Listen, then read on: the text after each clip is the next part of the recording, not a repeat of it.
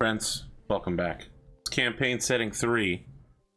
We're here to do some business, and that business is making a campaign setting, I guess. Go. Today we'll be discussing a Kobold SubRace for the purposes of making Kobolds great for the first time ever. Playable Kobolds, really. I mean, right now they're not so great, but we're gonna make them good. We might also talk about unusual beasts, setting specific beasts. How about that? Yeah.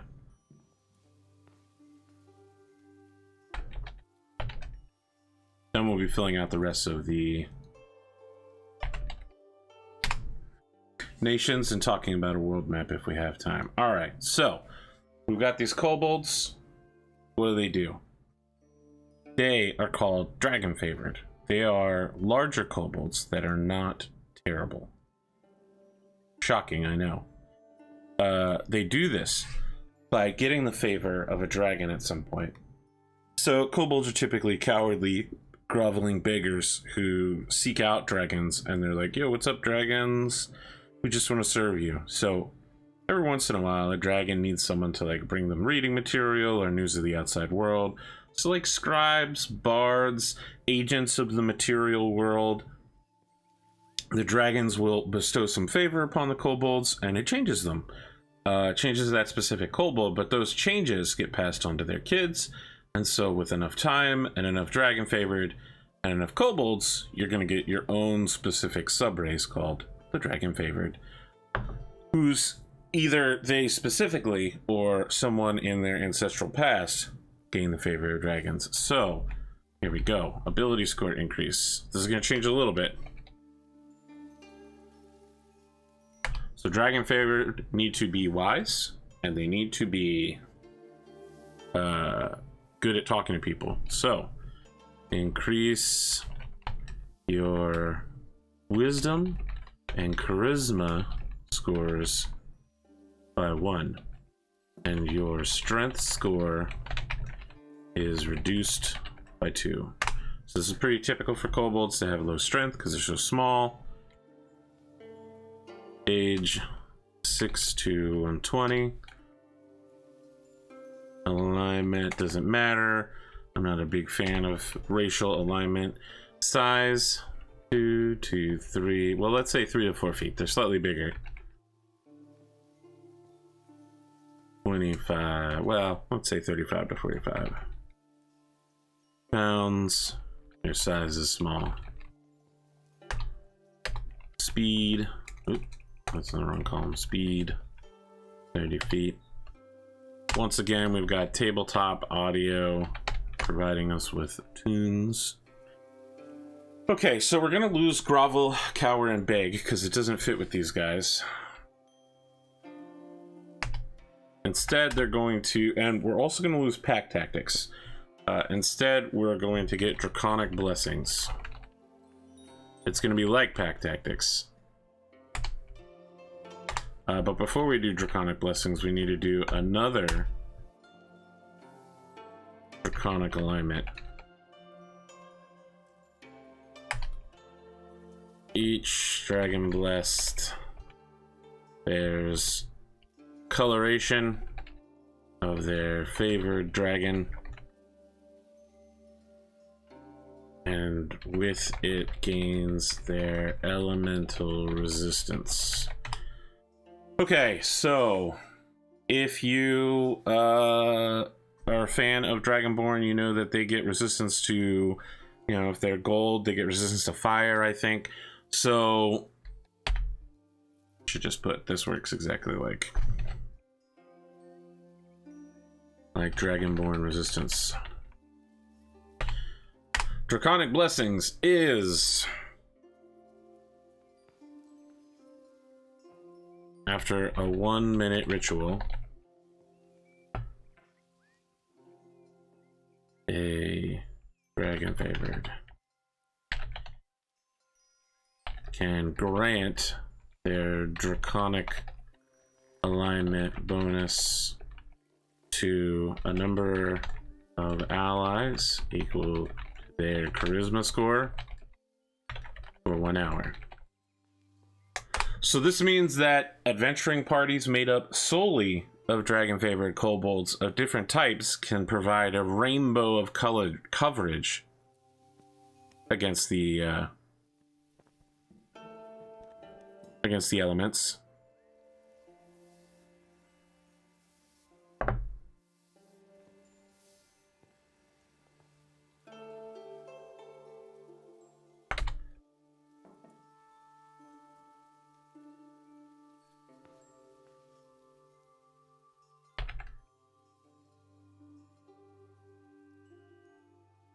They also skill.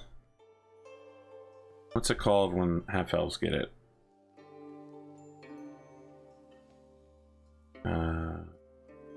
Close that.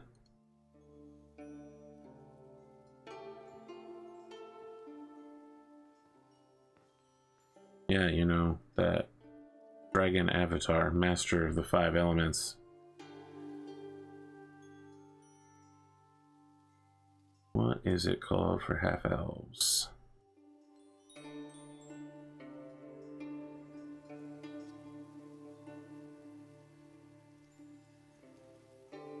There we go, half elf chapter. Skill versatility.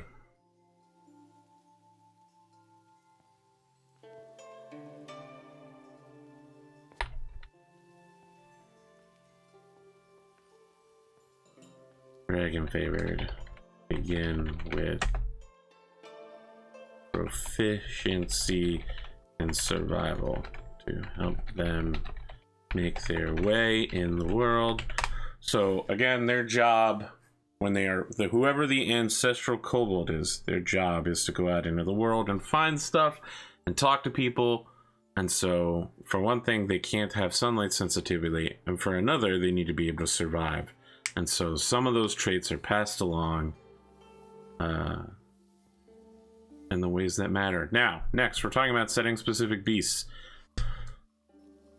I like making new stuff up. I think I'm probably going to borrow the giant riding lizards from New Game Plus, which were vaguely based on crocodiles.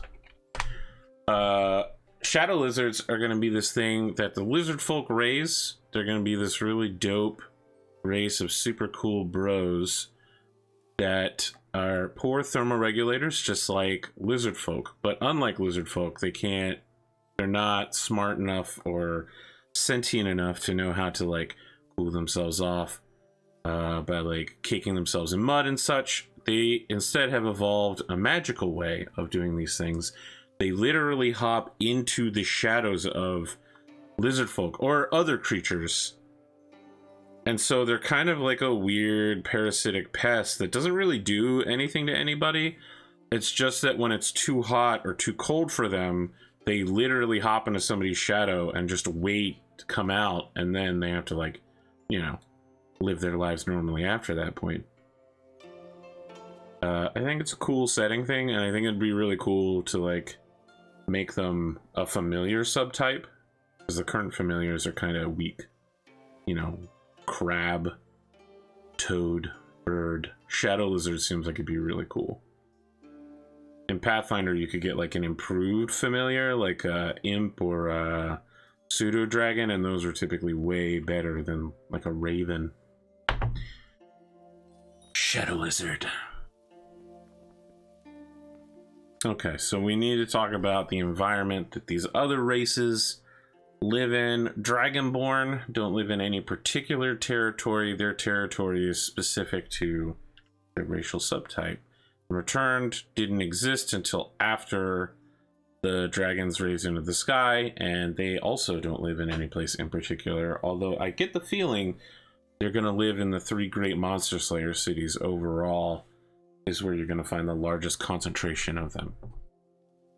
So let me go ahead and take a look at Volo's Guide to Monsters here for some of these other races.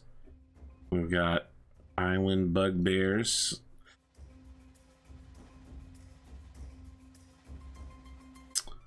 Let's look at furbolgs.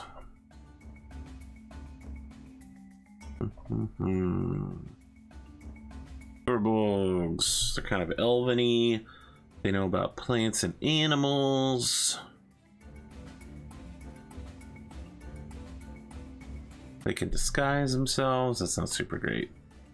They can become invisible. They can speak with beasts and leaves.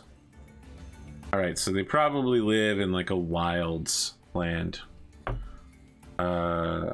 Maybe they never formed cities. Instead, they form like nomadic packs of yurt folk.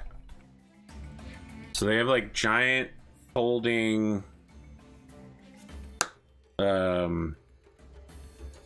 transportable mobile homes that they've evolved at over the years, and so they don't really have set places to live. They're always moving around. And something probably called like the Green Wilds.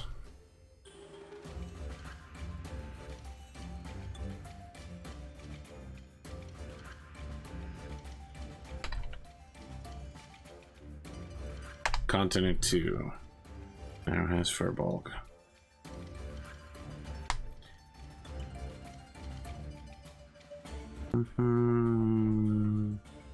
Not you, Azamar.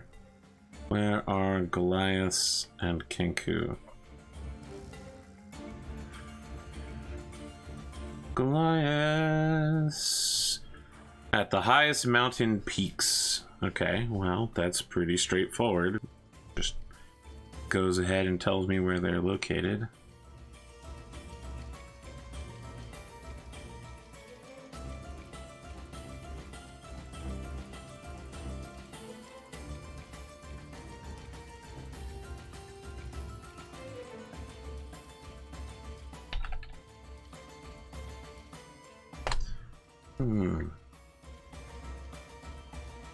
We're gonna put them on continent 2 as well.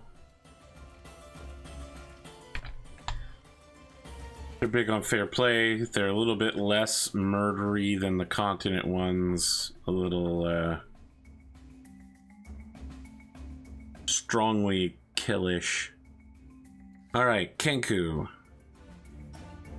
Something about them.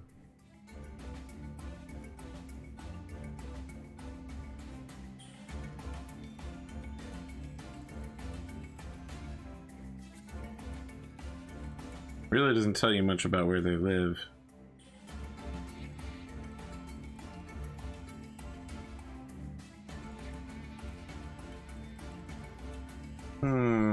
Let's think about Kenku. They're based on like crows, right?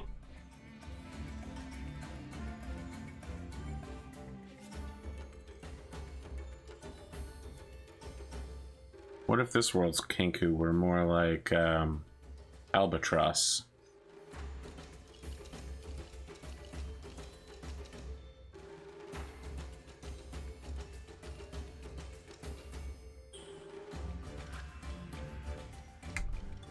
Coastal oak and tropical environment. Well, I got that done faster than I thought I was. Okay.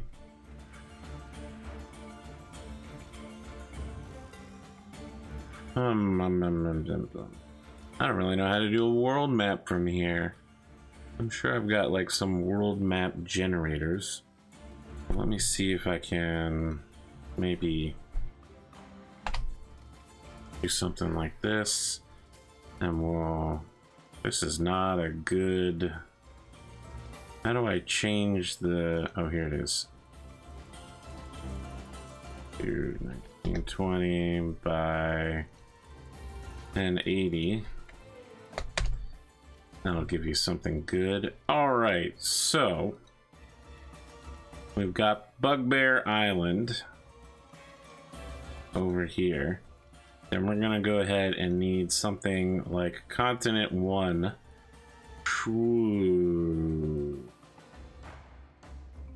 And Continent 2, which needs to be some distance away. But I'd like to imply that these 3 land masses once were 1. So something like this, and then it hard curves away, and it's like a long swoopy doopy thing. All right. So this is Bugbear Island. These are the Triton Straits. So Tritons live in the water between these 2 areas. They started off on the eastern coastline of Continent 2, but now they do trade between the 2 countries, 2 continents. So we need mountains for our orcs. So they live on the southern part of the continent. Then we've got hills over here. This is where the kobolds live in. Jesus. Well, this exists now. You get to see my drawing skill. Over here, we've got, I'm just going to do like a grain of wheat type thing. This is not what wheat looks like, so just assume that I'm doing it correctly. We've got the plains that the hobgoblins live on, and we've got the forests over here. We'll probably need to put rivers throughout, but let's mark it down. Orc, kobold, goblin, hobgoblin.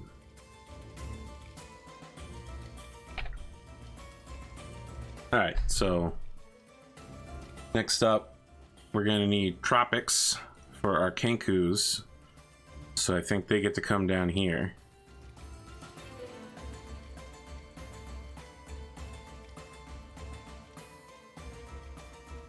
I'm thinking like a South American type Chilean sort of vibe going down, leading into some mountains then, obviously.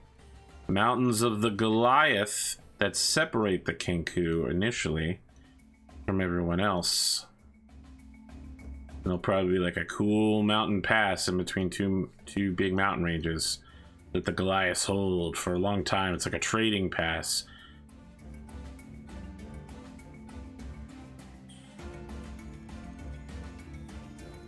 And I want the orcs to have like a cool mountain submerged port. So like a port that you have to sail into a cave to get to, right? They don't have beach type areas, so they found a nice huge cave and built a port city out of it.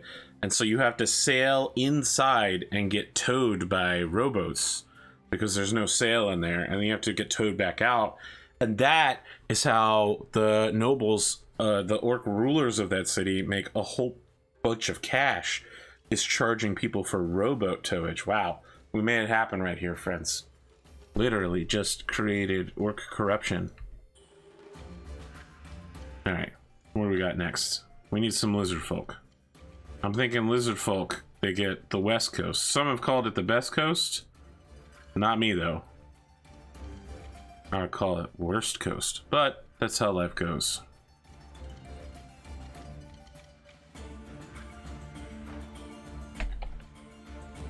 The lizard folk mud flats. Where are we putting these tabaxis? They have hidden monasteries set on plateaus. So let's say there's like foothills below the Goliath lands that are somewhat Australian sand deserty looking fellows. Right down the middle, mesas and such.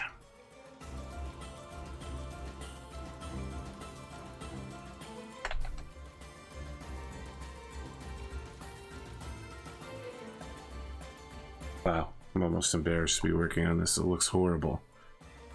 Where do we leave off? Furbolgs. That's about it. I think it covers everybody.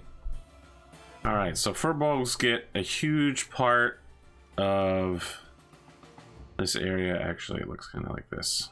Furbolg, it's the green wild.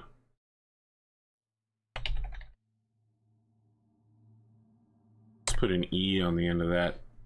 Can't go wrong putting E's on the end of things. All right, so now we've kind of got a world map of how things looked during the Third Age, the Age of Race. I don't know, this one's short, but I kind of feel like I got here faster than I wanted to. I'm gonna need to sit down with some sort of map editor that I'm not prepared to do at this moment and work on what the world used to look like, and then for the Fourth Age we'll do where people live now and what the new nations and divisions look like. Maybe we could do a little bit of work on gods, I guess. So let me, I don't know, save as on my 5e folder. Jesus.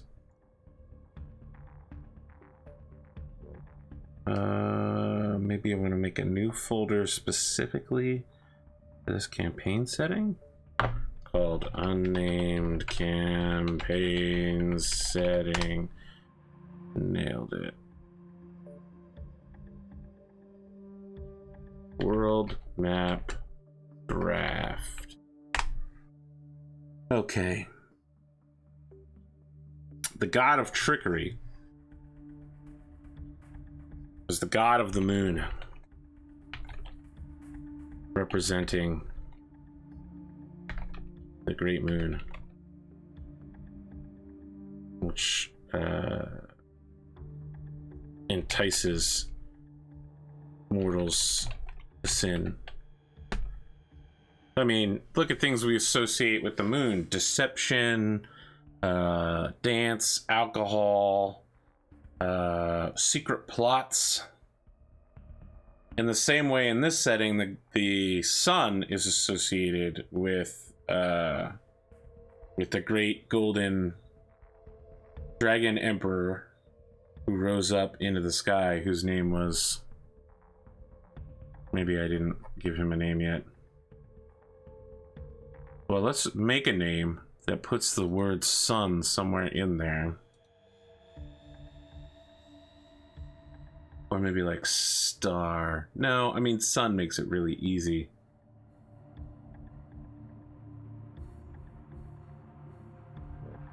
Alright, let me go get a dragon name generator just to help me out a little bit here.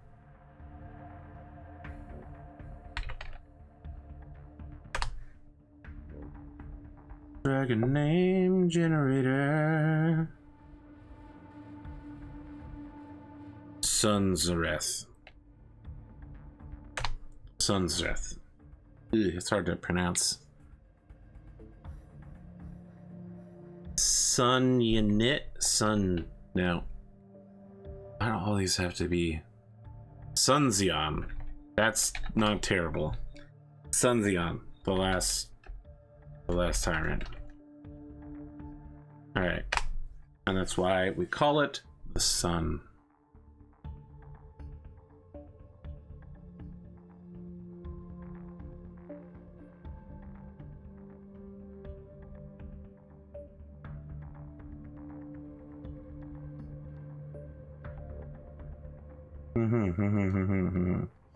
All right, we need a good name for a god of trickery.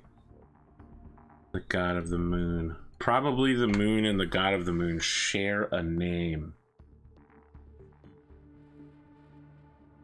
Something chaosy, something about freedom and sin. I mean, saloon is a very go-to. Celine, anything with cell in it. Luna.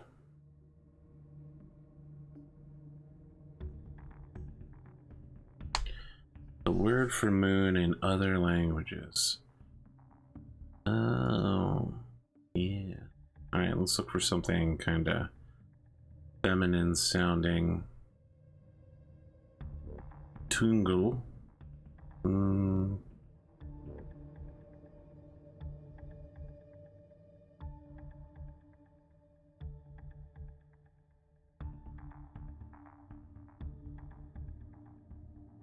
Iliad, maybe?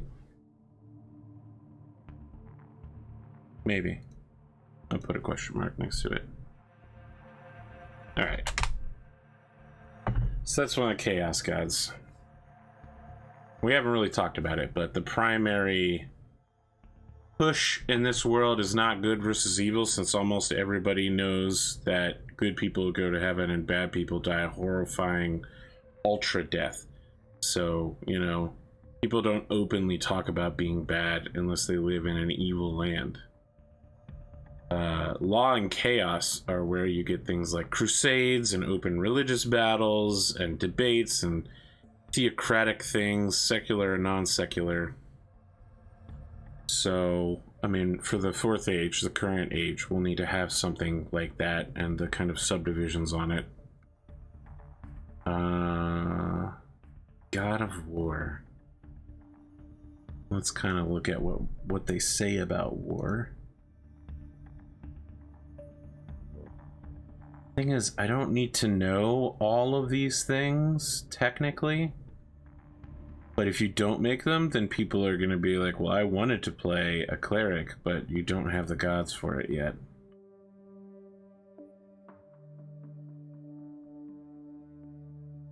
It's tough having to have everything ready ahead of time, especially because I don't have an idea of who's going to be playing this game yet. So I don't know. Where is the thing that tells you what the domains are? Oh, it's in the cleric chapter. That's where it is. War domain. Desperate and cruel. Horrific. Alright, so this particular God of War is about orderly battle. Champions, not pillaging, conquest and domination, certainly. Oh, Nike is considered a God of War. Interesting. In D&D. Goddess of Victory.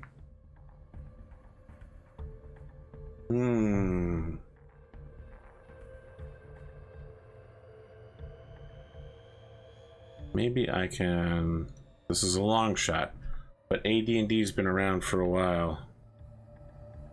D&D, Gods of Law, Name Generator. Let's see if we got something like that. God Name Generator.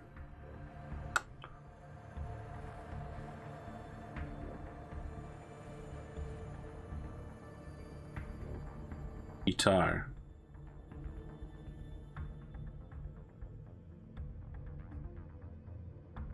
God of Union. War is about chivalry. It's about following hierarchy. Guitar, the God of Union, blesses warriors, champions who are called to serve. They must do so by rising up through the ranks.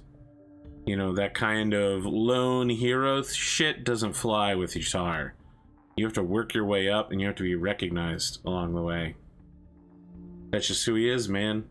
If you want to have conflict, you can't have it be that kind of messy, open murderness. That's just murder. He's probably also the God of Knights.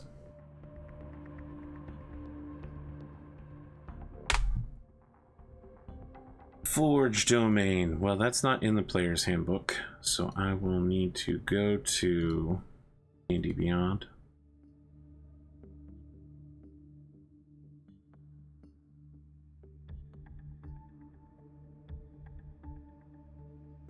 How's it going, Glimo? Forge domain. Patrons, artisans who work with metal.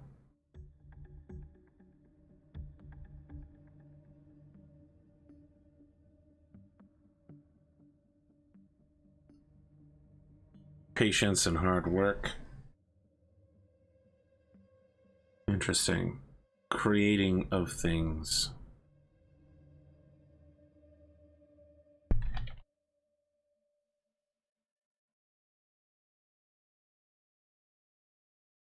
Smith gods. Sure, maybe we can get some good names.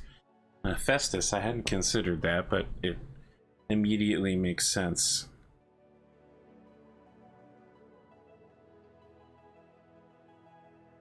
Luke, really? The Celtic deity? I thought that was the god of the sea.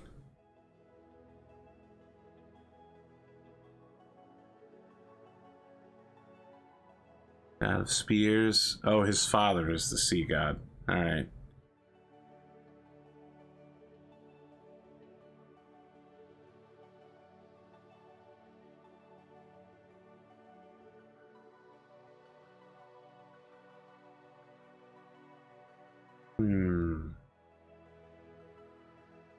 I do like the idea of some sort of alliteration.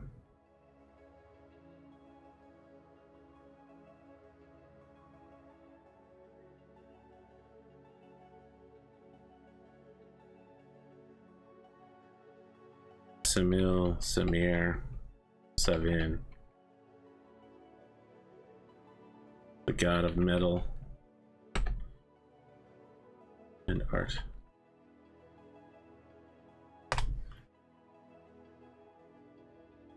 I think it's a little weird to have a lawful, maybe he's not the god of artisans, he's the god of guilds.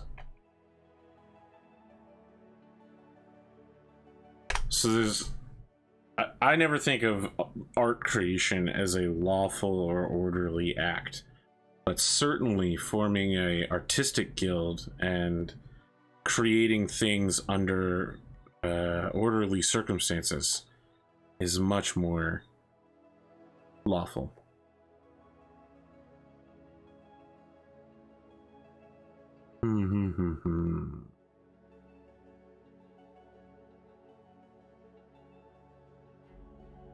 I mean, not every god can be as easy to name as the Grand Cock. By design, he is the greatest among us, and always will be. A force of pure good.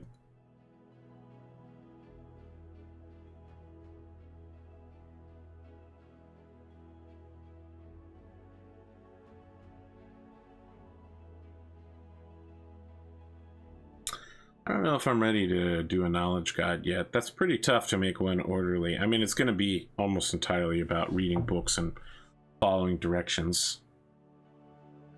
Maybe a god of arcana. Something like wild, sorceress.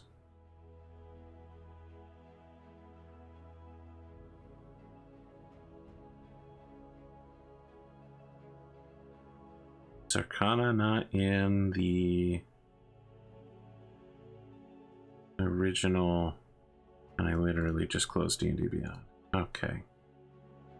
I should basically just never close D&D Beyond.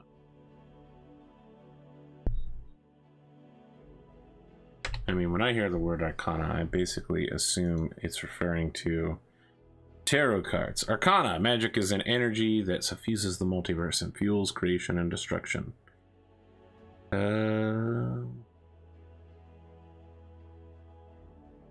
Knowledge, arcane, learning.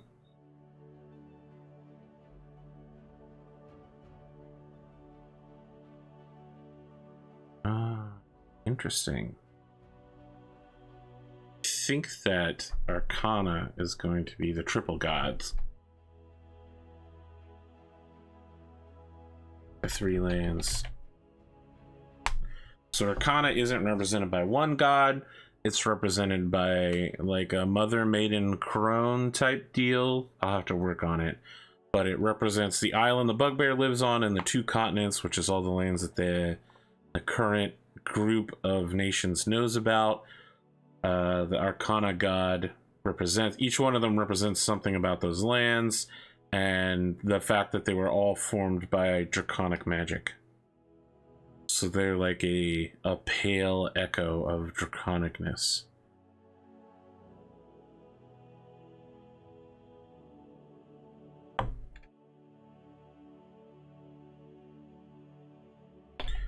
Maybe they're kind of genderless. They just literally represent the concepts of land and magic.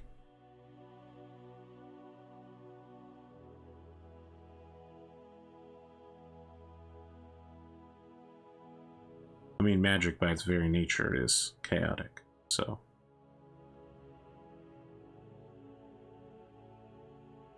What is the divine domain?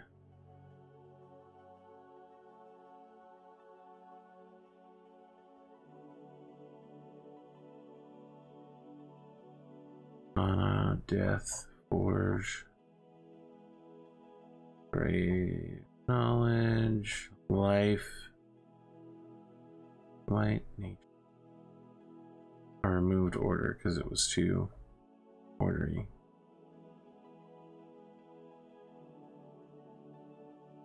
Tempest, Trickery, Twilight isn't one. Unity.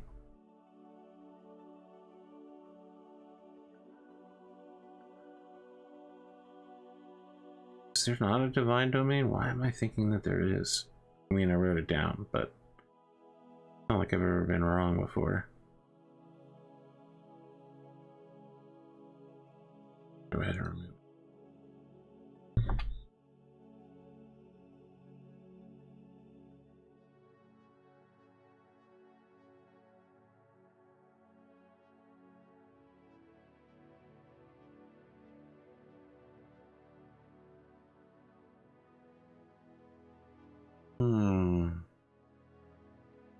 Let's look at Grave. This is the one that I know the least about, but the most mechanically, because every fucking cleric I've ever seen has been a Grave cleric, just so they can maximize the amount of hit points someone gets when they fall down. Because they have an ability where if you heal someone when they're dying, the heal is automatically full. So it's the min-maxiest way to heal, is to wait for somebody to go down, which was already the min-maxiest way to heal, is not to ablate damage as it happens, but to continuously get people back up.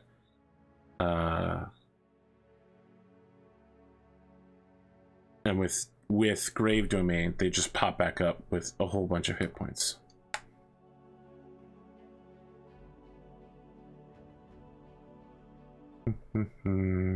Gods of the Grave, watch over life and death. A foundational part of the multiverse. To desecrate the peace of the dead is an abomination. Oh, I like that.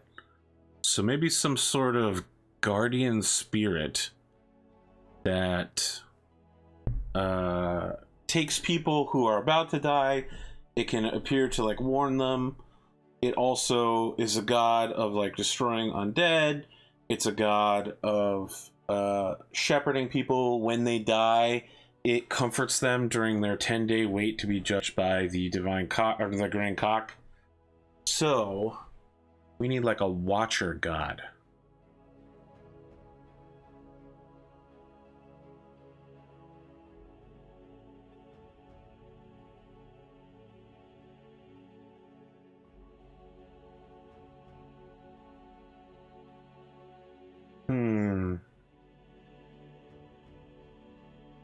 The Maiden of the Eye.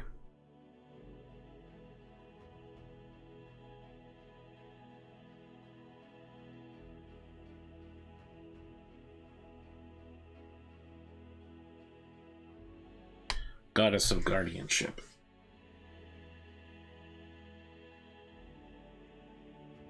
And peace.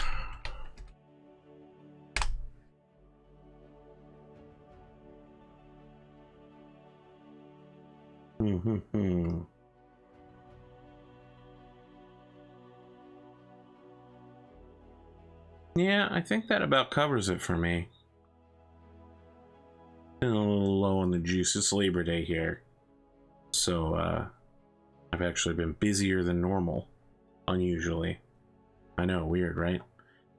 I'm gonna switch over and play some Sea of Thieves, but I'm gonna give people like a minute here to ask any questions they want about what we just talked about, all this good stuff here.